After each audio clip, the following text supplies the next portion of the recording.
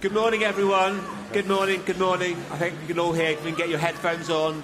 It's one of these very odd headphone stages. So get your headphones on, you can hear us talking. Headphones on. It's always find quite strange about Madfest, the silent disco stage. So I think we can kick off about now. Look at the stage hands, yeah. So good morning, welcome to Madfest. My name is Justin Pearse. I'm the editor of New Digital Age. We're big partners of Madfest. And I've got the huge honour of kicking off this year's Madfest, interviewing my favourite person, which is Pete Markey. He's the CMO of Boots.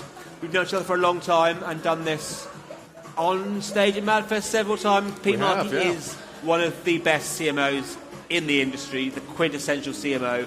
So this morning we'll find out a bit more about what makes Pete tick. So good morning, Pete. Good morning, good morning. Can everyone hear us okay?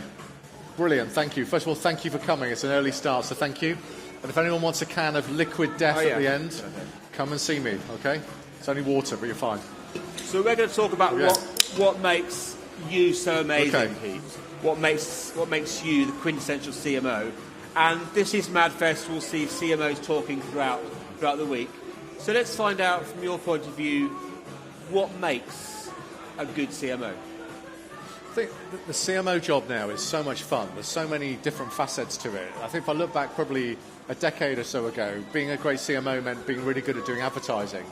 But so much of my job now is so much more than that. You've got to be right into the detail on the data, performance and numbers, be great with creative, and also really good at managing stakeholders and having a very clear agenda, an objective and a strategy for marketing in the business. So I think for me that the best CMOs now are part artist. You can understand the craft and the beauty and wonder of marketing. Part scientist, understand the data, performance and what works. And partly sort of like a cheerleader really for marketing in the business.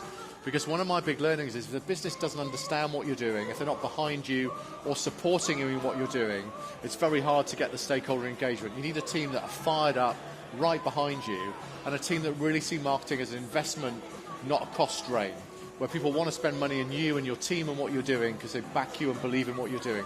So that narrative is really key. Okay, all really good points. But let's turn to something far more important, Back to the Future. The films of Back to the Future. We were chatting before about the DeLorean's outside.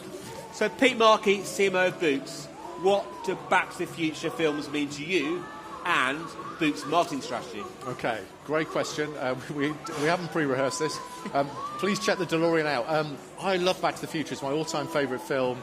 I've been lucky enough to meet some of the stars through the years, including Michael J. Fox, so I could bore you to tears with Back to the Future stories. But the bit I love is the sense of hopeful optimism that you can change your future and your future isn't written.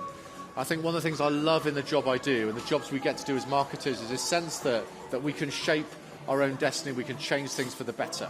I work on this amazing brand that's 175 years old, but still feel like we can change it and move it on and evolve it. It's not set in stone. And I love that sense of eternal optimism. The other bit I love about Back to the Future is, I don't know if you saw at Glastonbury and Michael J. Fox playing with Coldplay at the weekend. Just amazing. And the story is that Coldplay started to play as a band because they saw Back to the Future and saw Michael J. Fox play guitar. So what a lovely story. And I think, having read a couple of Michael J. Fox's books, this sense of being able to overcome adversity and push through things is another important theme. So I guess the two bits I'd take out of it are the chance to shape your own future and destiny, but also the chance as a marketer to push against boundaries and barriers to achieve really exciting and amazing things, however difficult they are. There's quite a few things we've done at Boots that people said, oh, you can't do that, and maybe you won't be able to do that, and we've done it, and it's been brilliant to push through and do that. So I'd encourage all of you to keep pushing for the impossible, because that's certainly what we've achieved. Pushing for the impossible is a great phrase. I think you hear that across the stages at Madfest this year. So let's focus again on Boots. What work have you been most proud of this year? What's pushed against the impossible this year, in your view? We've done quite a lot of new things this year. So when I came into Boots, we had a slightly light marketing calendar. We had an okay summer and a bit of Christmas. And the last couple of years, we've really populated that calendar out. So there's a lot more to it. And we've used data to tell the story about why.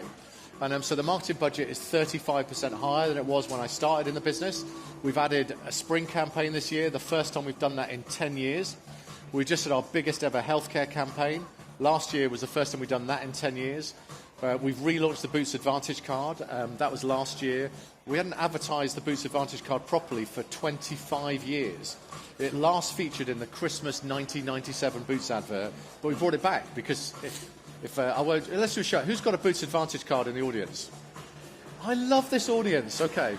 It's even better if you've got the app. So if you haven't got the app, get the app, download the card through there, turn on push notifications, and that's a sales pitch over. But we've brought back all those things and promoted them a lot more heavily, and importantly used data and built up our data to do that. And we had quite a lot of historic models, and historic models told us not to do certain things. So when we relaunched the Advantage card, all of our econometric and previous historic modelling from years and years ago said it'll never pay back. But in a conversation with the finance team and our finance director, who saw that we made Christmas work and saw that we made summer work, said, what would happen if I gave you £1 million more? I said, well, actually, we'd put the Advantage card back out, we'd promote it properly. And I walked out of the meeting and said, well, go and do that. You've got another £1 million, go and do it. But that was on the back of what we'd done previously. And since then, we've been able to rebuild the marketing budget, have those moments, prove it works. There's a guy called Peter Grant from my team who's in Madfest over the next couple of days speaking. If you get a chance to see him, he's a brilliant marketing scientist who really understands what makes great marketing work and tick and performance. And the data that Peter's pulled together is what's helped us sell that stuff in. So it's all those moments. But probably the thing I'm most proud of probably in the last year is what we did at Christmas last year. We had our biggest ever Christmas campaign. We produced a bit of creative that I think is the best thing I've ever had the chance to work on. And the results from that were brilliant too. But that came from a lot of hard work from the team to achieve that and to convince the business to invest more, which we did, and it paid off. So back in 1997, the world was a very different place. Yeah. And the media channels you've got now as a CMO to play with are kind of ever expanding every day. Media fragmentation is a massive issue, less for consumers than for brands. So as a CMO, how do you deal with media fragmentation? How do you make sure your message is told consistently across every channel? Yeah, it's a great question. There's a double end to Justin's question, is that we have too much to talk about. So part of the first discipline is how do you get really focused on the things you should talk about. And so every day, my team is split up. I have a beauty marketing team, I have a health marketing team, I have a team that are brilliant. They're called general merchandise, not the world's most exciting job, but they, in terms of title, but they deal with Christmas and summer and value. So they deal with things like the ad cards. So great work in that team. And so every day we're having to decide where we put our investment, how that's split, how that's spent, and what we do with that investment. And then on Justin's point, which channels do you use? And so in terms of channel mix, I'm still a big believer in the core traditional channels that we've made work. So TV, radio, out of home are still really important in the mix of what we do. But we flow in a lot of newer channels now. So we're, as every brand you'd expect, we're advertising on Snapchat. Who'd have thought Snapchat is back? Snapchat's massive for us. TikTok, Meta, YouTube, Google, other platforms are available. But we've been able to weave those into the mix of what we do with a very heavy influencer program alongside those traditional channels and work every day to balance those things off. The question I'm asked more than probably Justin's great question is, why are we still doing traditional channels as well as those more progressive modern channels? But actually all of our modelling says those things still are really important to help power. So if you're on TV, that powers things like YouTube, powers our other programs, and when you're not, you really feel the impact of that. So our right mix has been keeping the optimum spend on things like TV and radio, using digital and data as much as we can, mixed with those new channels. And also powering it with our first-party data. So when I walked into Boots, around about 3% of our media was booked using first-party data. Okay. It's now 60%. Over 60% of our channels are now booked using first-party data, which means we're reaching exactly the right audience at exactly the right time with those key messages too. So it's far more data-rich and data-led. But on Justin's question, it's an everyday trade-off. We look at the numbers each day to work out where we're spending that money.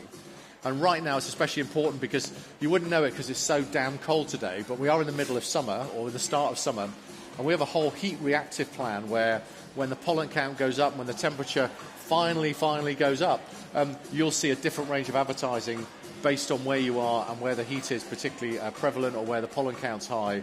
So we're measuring and monitoring that every single day, and that activity matters too. So a lot of reactive in the moment stuff based on what we're seeing happening right now in that moment. But sadly, not too sunny a day so far today. It will be. Along the same sort of line, again, a CMO 20 years ago had, I would say, a much easier job because consumer behaviours were kind of, if not fixed, at least easily understandable. All this you just talked about, these different channels and platforms and technologies, engender different sorts of consumer behaviour. So how do you as a CMO keep up with your average customer, if there is one, and their changing behaviours? Yeah, I think it's really important. I mean, we serve everyone up and down the UK. I mean, by the measure of the fact that most people in the audience have got a Boots Advantage card, which is obviously great to hear, we do serve a whole range of different mix of people up and down the UK. So it's important that we're in tune and listening regularly. So I kept honest, because two of my research colleagues are sat in the front row, so they can give me daggers if I get this wrong. But look, we have a really active programme of listening. So every week I'm right across the mood of the nation, how people are feeling, how they feel about our brand. And the key things we're looking at are things like our value perception. Are we seen as value for money? Is there a buzz in the brand? Are we seen as relevant? And relevance matters more than any other thing. And I keep banging on about it to my team, because there are many retailers we've seen disappear off the stage in the last 10 or 15 years. Debenhams being one example. We've seen other retailers really scale back, retailers that are quite big and prevalent. And whilst we are 175 years old, there's no one in our business that thinks that we should sort of sit in the bath drinking champagne to celebrate that. We've got to stay relevant in people's lives today. One of the things that frustrated me when I joined Boots 3.5 years ago is that you go out and you start saying to people who you're joining, and people good old Boots. And then they tell you a story from 10 years ago when they worked in the photography department or bought some aftershave for their nan or something. And actually, it's fascinating, and it really wound me up. So when I came into Boots, I said to WPP, the brief is, no more good old Boots. I want people to say, oh my God, wow, Boots, every single day with our activity, because good old Boots, I can walk past good old Boots, I can forget about good old Boots at the back of my mind. So the insight says every day we need to show up in a way where people go, oh my God, Boots, you've got this thing for my health condition, you've got this beauty brand that, God, wow, that's trending on TikTok. So I have to engage with, oh my God, wow Boots, because wow Boots is relevant and highly important in my life. Whereas good old Boots is something you put at the back of your mind. So that insight helps to drive that. And whilst that's particularly important now, is you've got all the insight the great insight team do, but watching what's trending on TikTok is hugely important now, and other platforms. Brands suddenly blow up and explode on TikTok, new beauty brands. So we're launching we're teasing a launch of a fantastic brand with the initials MBM. That launches tomorrow, and it's very obvious if you look at our channels, but that's one example. We launched Bubble recently, we've launched Tree Hut. There's a whole ton of new beauty brands that have exploded on TikTok that are coming into Boots, and so our challenge and opportunity now is how we stay on the cusp of those brands, get them in really quickly, back them really quickly, and get involved in their growth story. So the insight is how consumers feel, but also what's hot, what's trending, what's important, and being the first to bring those in and to experience that. And if you fancy a shopping trip, those of you who've got a Boots Advantage card, go to Battersea. If you've not been to the new Battersea Power Station, it's a great day out for all the family. And there's a Boots there, and it's our first ever beauty-only store. You can have a free skin scan using cutting-edge technology from a trained dermatologist. And it's got all of the latest new beauty and hair care and health brands in there as well. So it's worth it. That's a demonstration of exactly what we're trying to do. Relevant, timely content that's exactly what people need in their lives right now at this moment. I like the way you talk about good old Boots.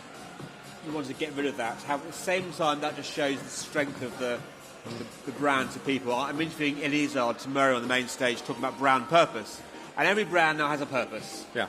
Beyond just selling stuff, which can get a bit wearing sometimes. So how does the role of purpose play for Boots and your job as CMO? I think purpose is massively important. I'm a massive believer in brand purpose. And when I came into Boots, we had a tagline which was, let's feel good. And it's all about the fact that if you came into Boots, give you a little lift. But I stepped back when I walked in and looked at that. We were in the midst of the pandemic coming out of it. And the pandemic was awful, wasn't it? And to say to people, let's feel good. People are like, well, I actually don't want to feel good. We also do loads of work with some amazing charities. The Hygiene Bank that helps people get out of hygiene poverty, which next to financial poverty is a massive problem still in the UK. And we work with Macmillan, and we've done it for over 10 years, helping people who are battling cancer.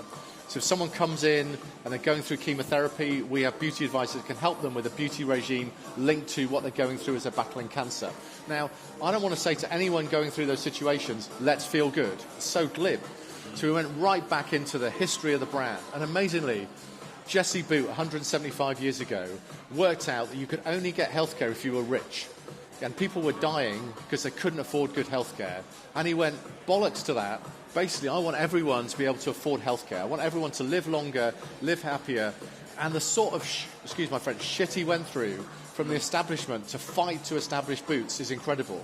His son, John Boot, and his wife, Florence Boot. Florence Boot, if you want to look up an amazing female leader from 100 plus years ago, look up Florence Boot. She took on the establishment. It's thanks to Florence Boot we work 5 days in the week and have a weekend. Incredible woman. And they pioneered this business that when we're going to disrupt, we're going to challenge, and we're going to change things for the better in people's lives, for healthcare and for beauty. It's thanks to Florence we have a beauty industry. Florence helped create Number 7. Amazing stories. But I went back right into our Boots archive and went back to look at their amazing stories and went, what are we here for?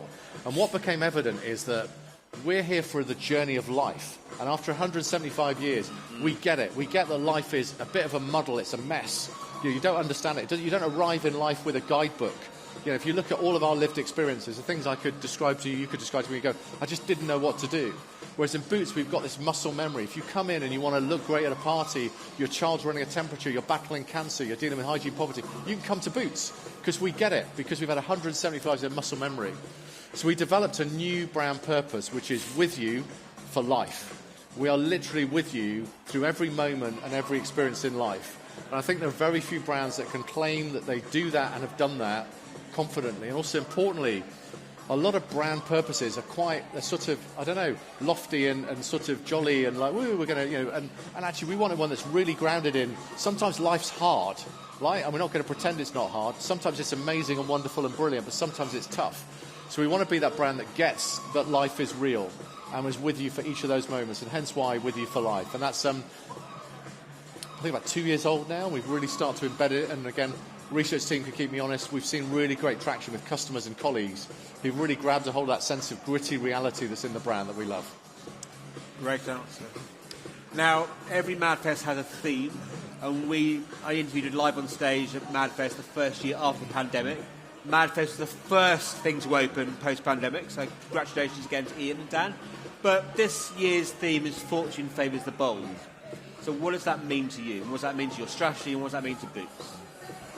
I love that. Fortune favours the bold. I think it's too easy, isn't it? In any bit in life, whether in work or in your personal life, you reach a point where you end up sort of cruising a bit through life, and you reach a sort of a plateau point. And for me, what I love is that life should have trajectory. Your work life should also have trajectory. If your life's doing that, make it do that. Take your life to this point where where's it going? Where's the momentum going? And Fortune Favours the Bold for me is all about momentum in life and business. What are we doing to collectively disrupt, to change and make things better? And there are so many things we've done in Boots over the last 3.5 years where it could have been easy to come in and get in a slipstream and go, well, just keep things ticking along nicely. Whereas actually boosting our campaign performance, launching a retail media network, relaunching the Advantage card, pushing forwards in our diversity, equity and inclusion agenda, bringing in lots of new talent, fusing that with amazing people in the business, convincing the business that marketing's something worth investing in isn't just a cost, are all things that have been about stepping outside our comfort zone and pushing the boundaries. And God, life's boring if you don't do that, isn't it? If you're not moving things on, you're just standing still. So I love this sense of boldness and momentum, which takes me back to the Future and shaping your destiny. That the future isn't written, you can shape it and make it your own. That's the lesson I take from Fortune Favours the Bold and from Back to the Future. So yeah, brilliant. Nice tie-up. So you've got the position of being able to play with any technology or innovation you want, really. You've launched a retail network, big, in the last year or so, leader there. So when you look out at the market, what are you most excited about in terms of the innovations you've got to play with for your customers in the year ahead? So obviously AI is exciting, but I'm going to try not to talk about AI because probably everyone else talks about AI. AI is great. Virtual production is really interesting as well in terms of what that will do. But I think, we're, as Justin's saying, we're expanding a lot on what we do in retail media. So our retail media offering has really grown over the last couple of years. So even things like what you can now do with digital screen technology in store to geo-target and use it as a proper kind of decent media. And also we have a technology running on our website that is so responsive in terms of what suppliers can do with us now that it just slightly blows me away. Yeah. So the thing that excites me most then is around how responsive we can make the channels that we are involved with now, whether they're our own channels or channels we're involved with, to get our content in front of customers in a really meaningful, relevant way. And the speed of that and the technology that does that really, really excites me. Because if I look back to when I started my career in British Gas in the 1990s, and I remember I got a job in the direct marketing team, and we used to write to people about boiler cover. And I had a product I used to sell called CAC, kitchen appliance cover. And one of my targets was how many CAC I'd sold. And then I had another product called HEC, home electrical cover. So my targets were selling CAC and HEC. And that's a great business and acronym. So I remember the stuff we could do with direct mail. And then we started outbound calling, ringing people at home. It's like amazing, ringing people on the phone. And I just think the things that I can now do are the things I dreamt of in the 1990s. And that excites me. Again, it's back to being relevant again. Getting content about Boots, new beauty launches, healthcare, pharmacy services in front of people now is incredible. And some of the recent work we've done that's used that technology is we have this thing called Pharmacy First in the UK now. So we're at about 6 or 7 conditions now, including things like earache and back pain, things you don't need to go to a doctor for now. You can literally walk into Boots, see a pharmacist. The pharmacist can prescribe you there and then, and you walk out of Boots with that thing straight away.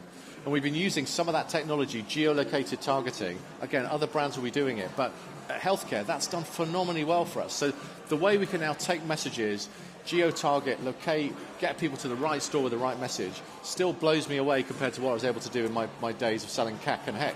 So it's amazing what you can do, and that excites me, as well as AI. I mean, I love my boiler cover. So God, you'd be lost without it, yeah. But look, we've only got a minute or so left, so we're both big supporters of Manifest. We both do every year.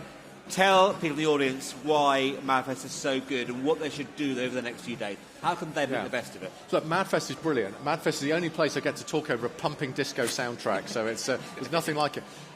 Manifest is brilliant because it's about pace. You'll get to see content that's really relevant, but also with really high energy behind it. I also think people are a lot more honest and open, and Justin is brilliant at making me do that. It's not corporate. It's not corporate. It's just a lot of fun. You hear really real stories about business. You get to hear from great suppliers and agencies who are talking about very progressive work. So enjoy it. It's also amazing for networking. You get some great freebies. Where else could I get a can of liquid death for free? Eh? I mean, it's amazing. And you also get to have things like a DeLorean part outside. So what's not to love? So enjoy the next few days. As I say, there's loads of Boots people peppered around. So obviously other speakers are available, but check out some of the Boots speakers as well. And Justin, you've got a legend you're seeing this week, aren't you? Eddie Izzard tomorrow. It's very Eddie exciting. Izzard is on with Manifest Justin. is the best thing. So I'm the warm-up act for Eddie, and Eddie's on tomorrow. You're always the main act. So look, thank you so much, Pete. The best CMO in the industry. Great way to kick off Manifest. Thank you all so much. See you over the next few days. Thank you. Thank you. Thank you.